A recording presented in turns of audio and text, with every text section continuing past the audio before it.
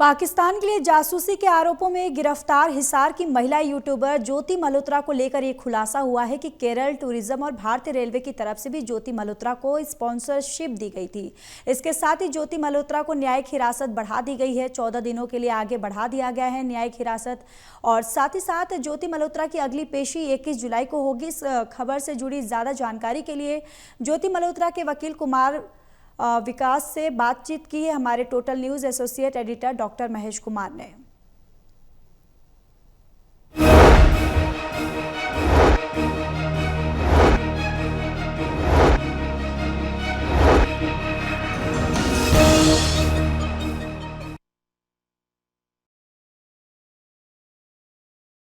पाकिस्तान के लिए जासूसी के आरोपों में गिरफ्तार हिसार की महिला यूट्यूबर ज्योति मल्होत्रा को लेकर पुलिस और इन्वेस्टिगेशन एजेंसीज के सामने बार बार ये सवाल आ रहा था कि आखिर ज्योति मल्होत्रा को फाइनेंशियल फंडिंग कहां से मिल रही थी, उनके टूर्स को स्पॉन्सर आखिर कौन कर रहा था। एक आरटीआई के जरिए खुलासा हुआ है कि केरल टूरिज्म की तरफ से भी काफ़ी सारे वीडियोज स्पॉन्सर करवाए गए थे। केरल टूरिज्म की तरफ से दी गई सहायता के बाद ही वो वीडियोज बनाए जा सके थे। इसके साथ ही एक और बड़ा खुलासा ये हुआ है कि भारतीय रेलवे की तरफ से भी ज्योति मल्होत्रा को फाइनेंशियल फंडिंग दी गई थी, उन्हें स्पॉन्सरशिप दी गई थी। और इसी पर ज़्यादा बातचीत के लिए कुमार मुकेश जो कि वकील हैं ज्योति मल्होत्रा के, इस वक्त हमारे साथ बने हुए हैं। और ख़बर हम ये भी बताएंगे कि ज्योति मल्होत्रा को हिसार कोर्ट में पेश किया गया, क्या कुछ आगे कार्रवाई बढ़ी, ये सब कुछ हम जानने की कोशिश करेंगे। मुझे बताइए कि सबसे पहले शुरुआत मैं उस आरटीआई से करता हूँ जिसमें खुलासा हुआ कि ज्योति मल्होत्रा को जो स्पॉन्सरशिप मिली थी वो केरल टूरिज्म की तरफ से मिल गई थी।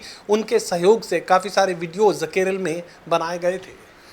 देखिए, अभी किसी ट्वीट के आधार पे कुछ खबरें चल रही है कि वहाँ केरल के बीजेपी के एक्स प्रेसिडेंट है कोई के सुरेंद्रन, उनकी तरफ से कि उन्होंने आरटीआई लगाई थी और केरल गवर्नमेंट ने माना है कि केरल टूरिज्म के लिए उन्होंने ज्योति मल्होत्रा को स्पॉन्सरशिप दी थी और काफ़ी वीडियो बनाए थे केरल टूरिज्म को बढ़ावा देने के लिए उन्होंने।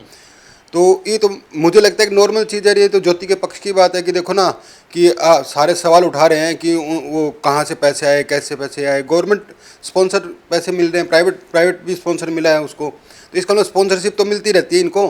और दूसरा, अब इसको ना पॉलिटिकल रूप दिया जा रहा है और उस पॉलिटिक्स के चक्कर में ज्योति को ब्लेम किया जा रहा है कि वो केरल गवर्नमेंट पाकिस्तान की मदद कर रही है, क्या कर रही है, मुझे ऐसा कुछ वो मोल्ड किया जा रहा है उसको।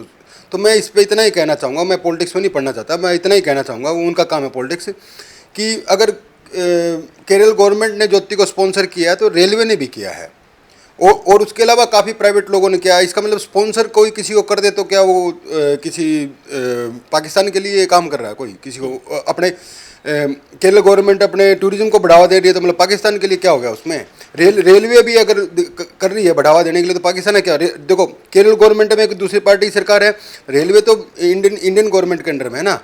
तो अब बात अगर आप किसी के सामने एक उंगली उठाओ तो 4 उंगली आपकी तरफ भी उठेगी। चलिए, मुझे बताइए कि हिसार कोर्ट में वीडियो कॉन्फ्रेंसिंग के जरिए एक बार फिर से पेशी की गई ज्योति मल्होत्रा की 14 दिनों की न्यायिक हिरासत आज खत्म हुई थी। आगे कोर्ट में क्या कुछ कार्रवाई की गई है और जमानत को लेकर किस तरह की कोशिशें अब आप कर रहे हैं?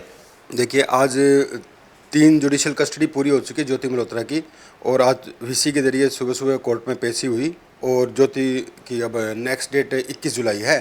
और अभी है तैयारी कर रहे हैं हम, थोड़ा हो सकता है इस हफ्ते में बेल एप्लीकेशन कुछ लगेंगे, कुछ इसके लिए ना कुछ और डॉक्यूमेंट्स जुटाए जा रहे हैं। चलिए, साफ तौर से बात कही जा सकती है कि बड़ा खुलासा यहाँ पर हुआ है। केरल टूरिज्म की तरफ से काफ़ी सारे वीडियोस ज्योति मल्होत्रा को स्पॉन्सर करवाए गए। इसके अलावा भारतीय रेलवे की तरफ से भी स्पॉन्सरशिप ज्योति मल्होत्रा को दी गई थी।